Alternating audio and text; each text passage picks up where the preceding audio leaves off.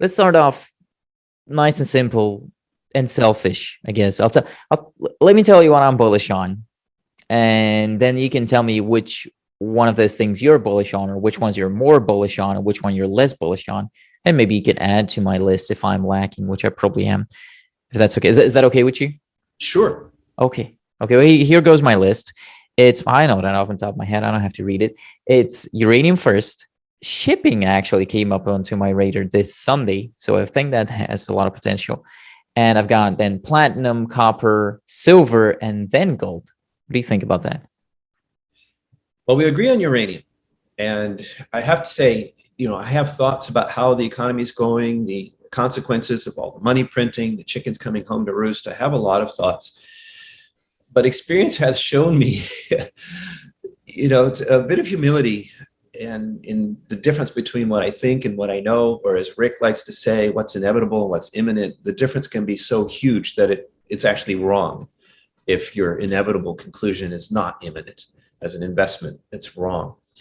The thing about uranium is, absent a major nuclear incident, I always like to put that in there because it is an investment class that can literally blow up on us, and nobody should pretend otherwise or ignore that or go in without being aware of that risk. So that having been said, it's the closest thing to a sure thing that I can see in the entire space. It is, copper prices have corrected a bit, but they're still near record highs. You've got tin, you've got all these things, even gold. Long-suffering gold bugs are unhappy about gold not being higher. But 1850 gold is nominally, historically high. But uranium is different. Uranium and these other things, by the way, they're all profitable for the better producers. Uranium is still below the cost of production for almost everybody except Kazakhstan. So and they can't single-handedly supply the industry. So this makes it unique. It's different. And the demand story is really kicking in, but hoovering up the cheap pounds has changed the dynamics in the market. You've got all these fundamentals and the technicals, believe it or not, even with the correction right now, the technicals on the multi-year level look really good. Everything is pointing upwards for uranium. So this is, when, not if.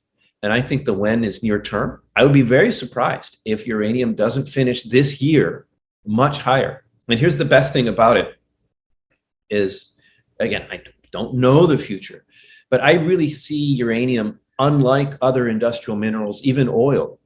It is, if the economy really goes into reverse, people will stop driving, stop flying so much, and so on. And you will see oil respond negatively, more sharply to an economic downturn. But uranium provides baseload power. And people are not going to turn off the lights. People are still going to want hospitals to run and trains to run and things like that. So I'm not saying uranium is immune to a market downturn.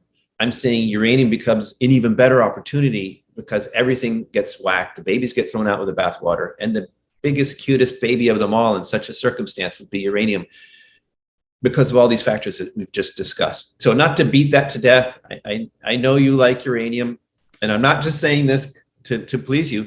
This is my honest opinion that uranium going higher this year is my highest conviction trade.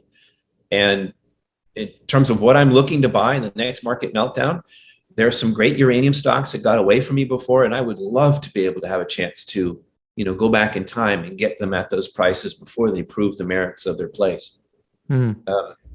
So that was a lot of time on these things. Remind me of the list. What's next after uranium? I'm not certain myself. I think it might be shipping or platinum, but Shipping is it's what you shipping and said. platinum. Yeah. It Yeah. just came onto my radar. I don't have any holdings in shipping, but these companies are paying. They're as Andy called it, they're diarrheaing cash flow. They're paying dividends up in like the 20%, and stuff like that. They're trading at P ratios of like 0.5 and stuff like that. So Yeah, I get that. I actually have a former colleague, a researcher that I've worked with, who's really big on this. And he pitched me on this, I think, over a year ago. And, I could wish I had jumped in when he said so. He was right for all the reasons that you say and more. He sent me a fairly detailed research paper outlining the case. And I think there's two things to say here. One is, okay, he was right. But where do things go now? And if the powers that be and their, stampede to reassure the public that they're going to fight inflation, if they not only manage to make markets crash, but manage to create a severe recession, does that shipping thesis hold up in that context? I've heard cases or arguments for why it should, but I'm not sure that it will. So I could wish that I had gotten in earlier. I'm not sure that I'm ready to jump in now. But this leads me to the second point, which is maybe the more important takeaway here, is that the research that I read was credible. It all made sense to me, but it was all about stuff that I don't personally know a lot about. And so basically, I would have to trust this guy. And if I had, I would have made a bunch of money, right? He was right. But it's not just that I'm an untrusting person. It's just that in a world full of dangers for speculators, I'd rather speculate on something that I feel I know of myself is right, or that this is the thesis that I'm bullish on. So you've got a laundry list of things that you're interested in. And I'm not actually even trying to catch everything out there that might go up. So like maybe shipping is the next best thing. It's going to go great. And if I miss out on that, I'm okay. I don't mind, because if I rush around trying to catch every flavor of the day, everything that might go up, I'm going to make a lot of mistakes. And I'm going to have to trust other people who have the expertise that I don't have. And, it's okay. If I had no ideas, Antonio, if there was nothing that I was as confident of as I am of uranium and gold and silver, some of the others, then I would have to go around and look for some expert to tell me, where can I speculate? What's the next thing? Because I don't have anything. That's not my case. Since I have things I'm personally confident of, I don't need to go and find something else that, I may or may not fully understand. And I think this is actually important for the audience. If you go around, reading, you see something on YouTube or on Twitter and you get all excited, but you don't fully understand it, you're investing based on somebody else saying so, you're at much greater risk. And even if the thesis proves out, if there's a big correction in between, because it's not your thesis, because you don't fully understand it, you're much more likely to take unnecessary losses than if you're in something. You just started, Antonio, sorry, I'm going on too long on this thing, but you started by saying, I'm underwater on these things. I have conviction. I'm going to hold. I'm comfortable holding until I get to the end of my thing. And if I'm wrong, then I'm wrong. But I'm not wrong yet. So I'm waiting to see if my thesis plays out, right? You understand what you're doing. You have that conviction and the courage to stay the trade because you understand those positions. If you don't understand it, you're just bought because some guy on YouTube said so. It's much harder to take a 50% correction along the way. Mm-hmm. So that's, I think this is really important. I feel no need to, I guess maybe I'm a genetic freak, Antonio. I don't feel FOMO. I never feel FOMO. I don't feel like, oh no, this is going away and I'm missing it. I never bought a Bitcoin in my life. I did play with some Ethereum, but I think this is important. Don't let FOMO get the better of you. It's a bad idea. Always. It can create a phenomenal win if you get lucky, but it can just create so much bloodshed if you chase around other people's ideas. Yeah.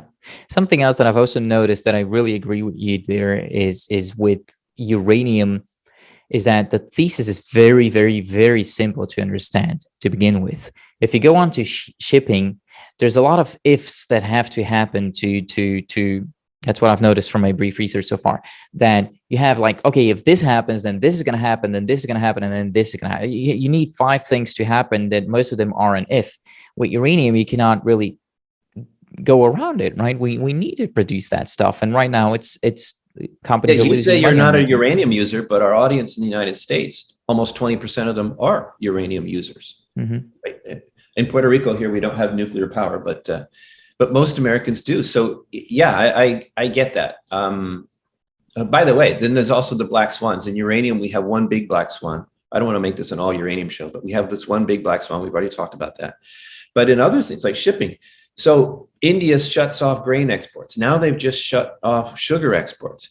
If this sort of food nationalism that's becoming one of the knock-on effects of the new Iron Curtain spreads, what does that do to shipping? I don't know. If, in time, if Russia reroutes and sells more of its products to China through more pipelines, what does that do to shipping? Okay, that's farther in the future. But there's a lot more variables here, I think. And so I'm agreeing with you. But we should probably move on to your list. What was the next after shipping?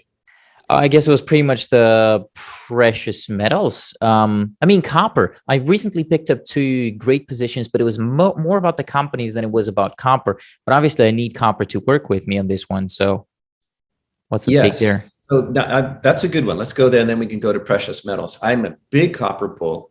Of the various critical minerals that are needed for the green agenda, it's kind of like uranium, right? It's the simplest one. The supply shortfalls going forward in the years ahead.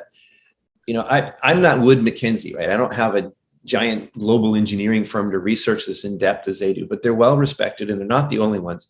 The consensus amongst the best experts in the world, with all the resources and all the money to throw at this, is that we're looking at many years of protracted copper shortages going forward.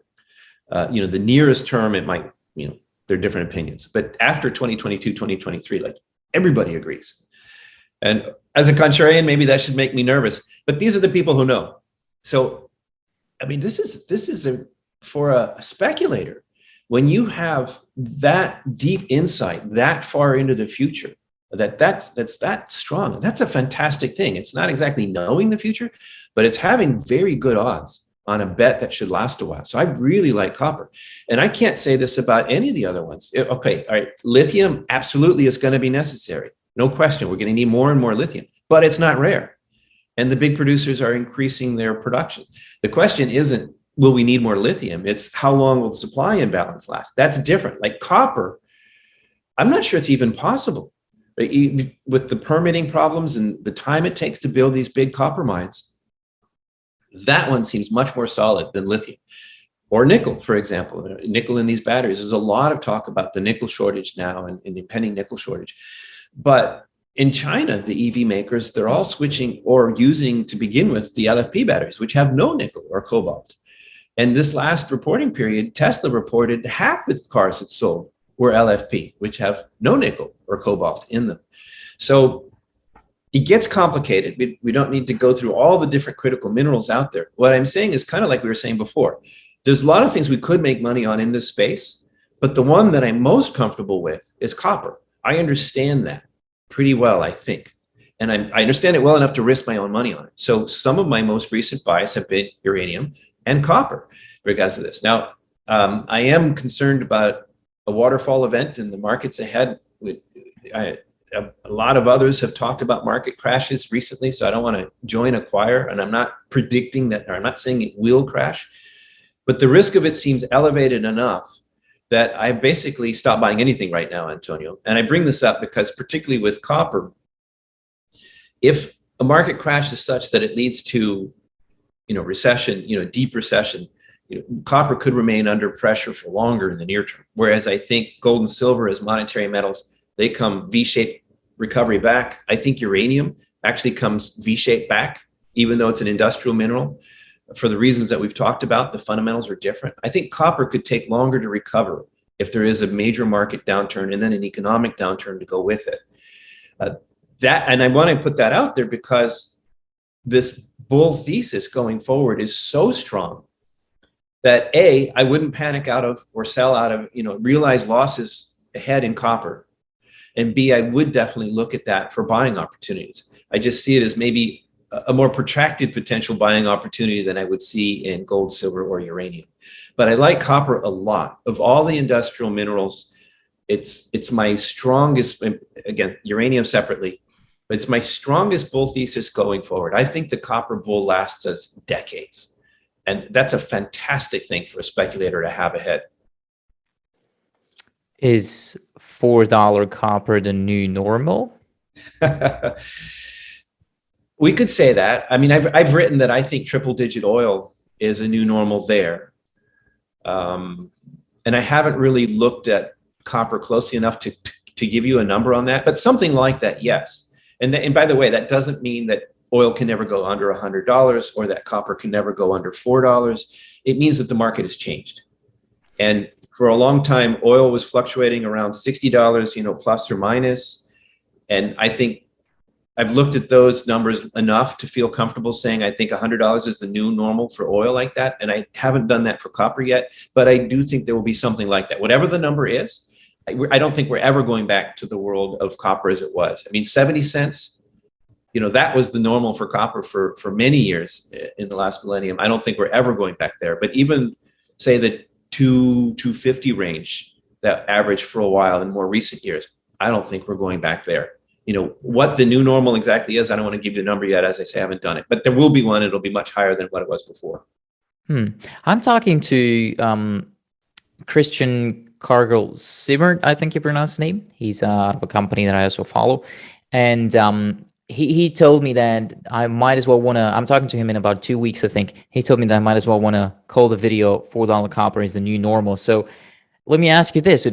What should I ask him? What is a question that you would ask him? He's in the gutter. So I just look at a chart, Antonio, and I didn't know we were going to ask this, so I didn't come prepared with these specifics here. I'm not trying to be wishy-washy here. I'm not trying to say, I'm lacking conviction in copper. It's just the number.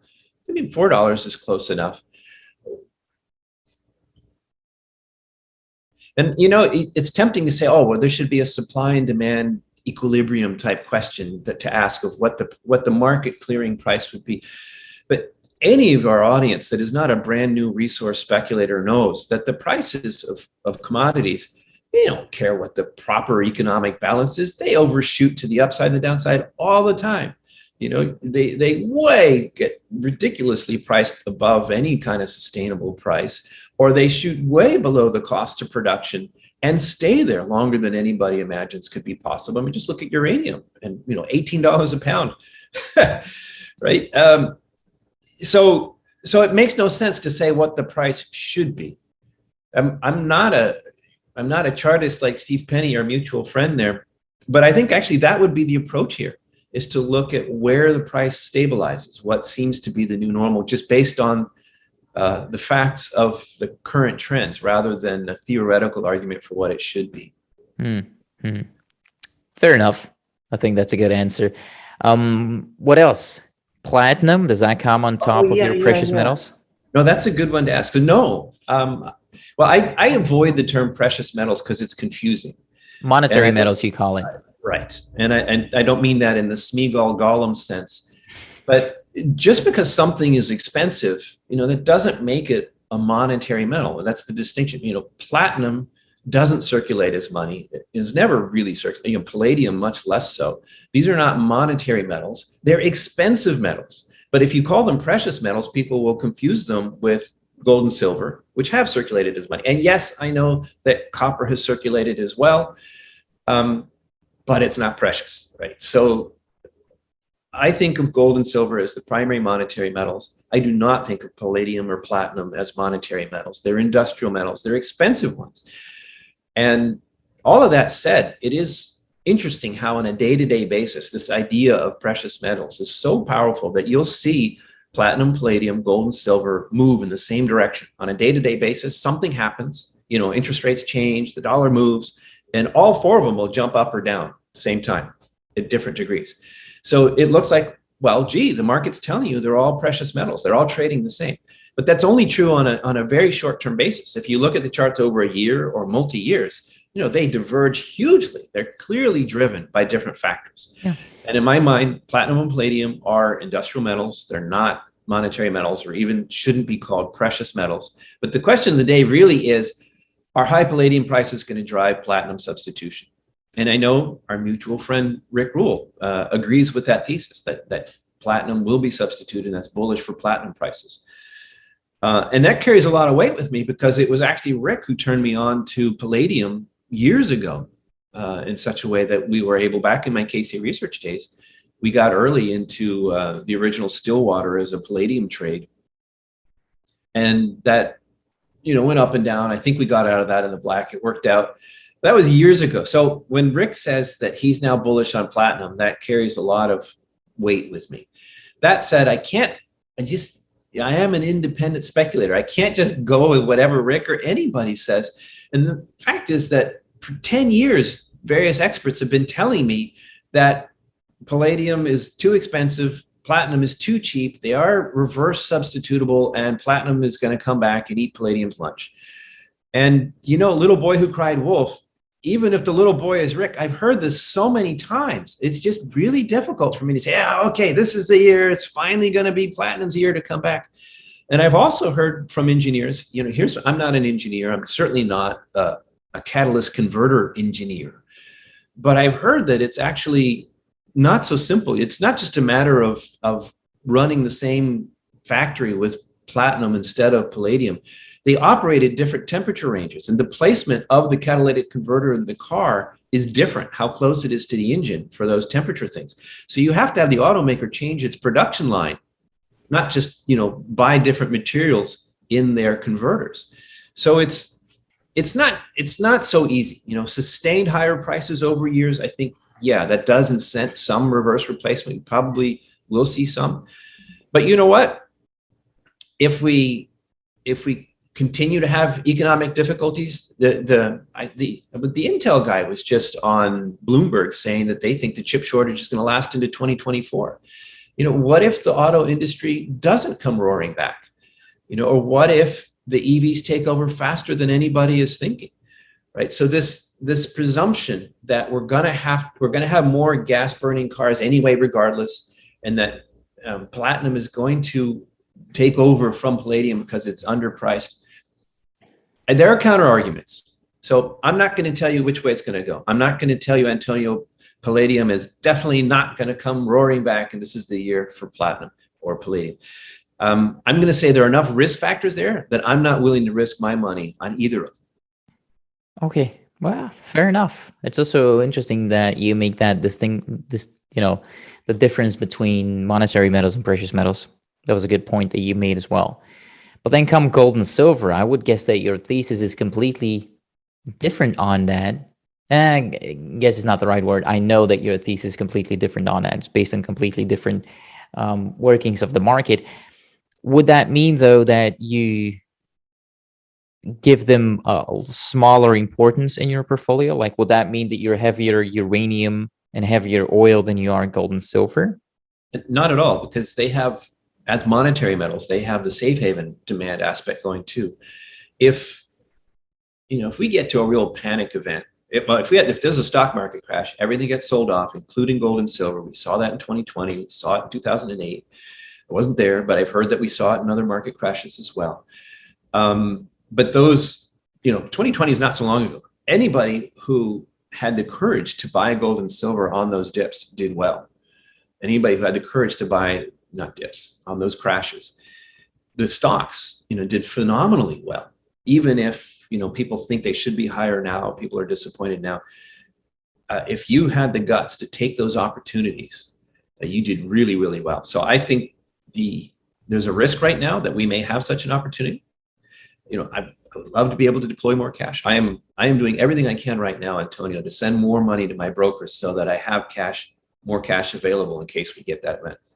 But if that doesn't happen, you still have this protracted inflation problem. And part of my thesis is that it's, I just saw a Bloomberg chart that shows all the different inflation projections, all these peak inflation projections. And the economists every year, they keep saying, okay, this is the peak, or every month, this is the peak, now it's going down, this is the peak now, and they're always wrong. It just keeps going up.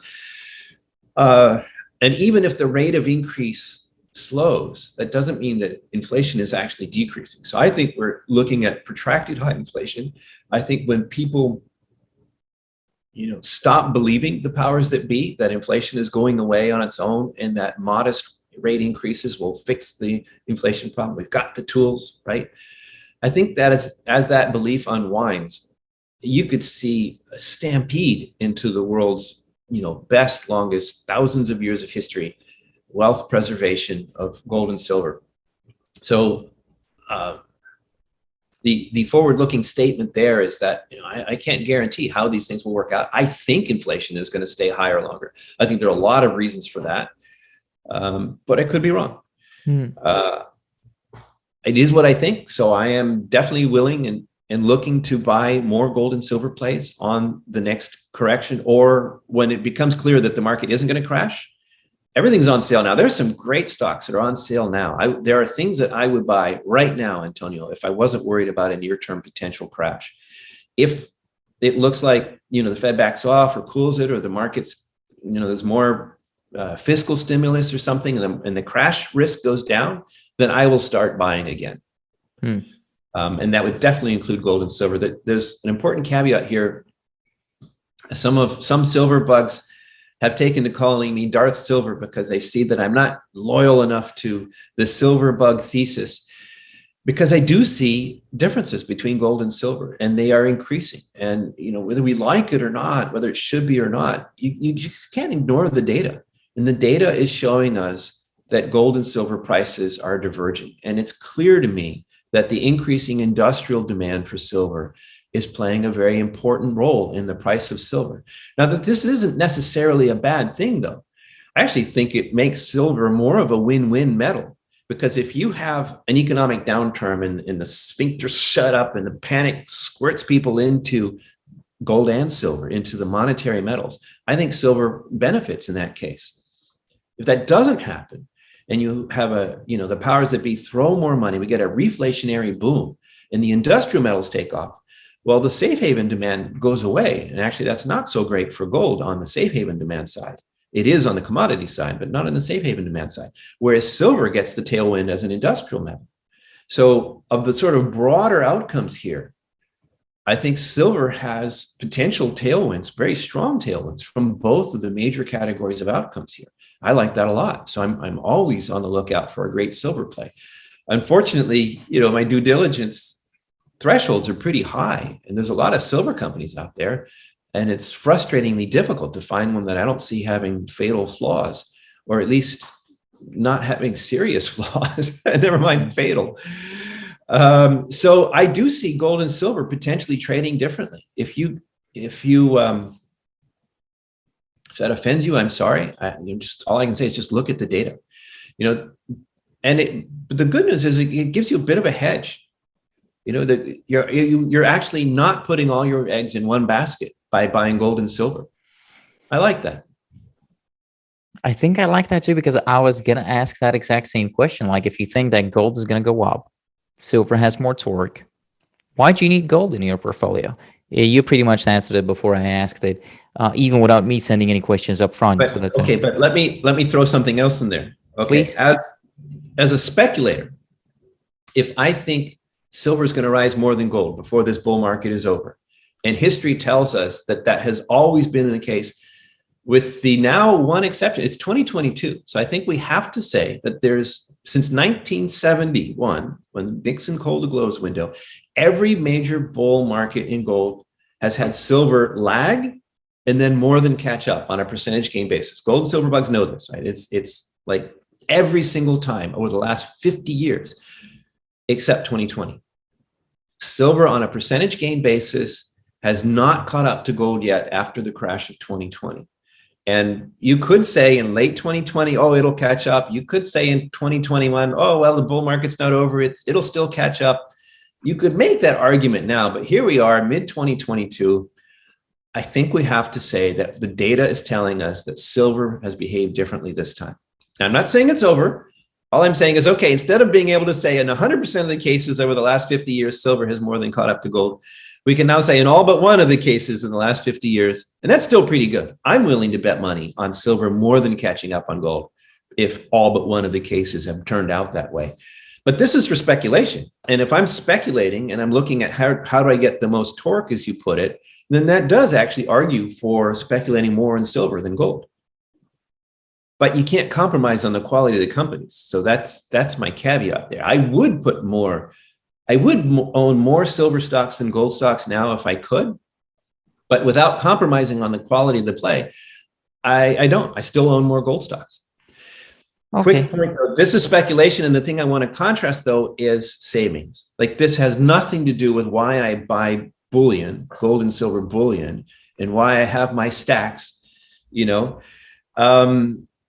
That's not speculation. That's wealth preservation. That's insurance. If the world goes to heck in a handbasket, I know that come heck or high water, if I have an ounce of gold or an ounce of silver or change in that, I will find somebody who will trade that for me for something I need or whatever other, and I have lived this in my life, that ultimate form of wealth protection or liquidity in time of need, which is, people don't like it when there's a stock market crash and gold and silver dip, but that's actually evidence that they're doing their job. They are the ultimate form of liquidity in time of need. When nobody will buy anything else you have, your margin clerk is giving you calls and you got to raise money now.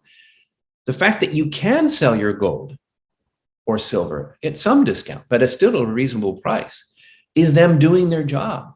Mm. So completely different thing. Saving in bullion, I don't speculate. I don't see bullion as a speculation at all. And therefore, there's no need for me to stack more silver than gold. Gold takes much less space and it doesn't tarnish. It's more efficient to stack gold than silver. And in these, terrible scenarios in the future where I might need change, I do have actually more silver than gold physically because it's convenient to have some for change. But in case of ultimate need, there will be money changers. There will be somebody who will change my ounce of gold in the future for whatever ounces of silver in the future. So there's no need in terms of savings for me to have, a safe the size of a closet to stack enough silver when I can have a much more concealable safe the size of a briefcase to stack gold. Right? You can fit $1 million of gold in a briefcase, very strong briefcase. You can't do that with silver.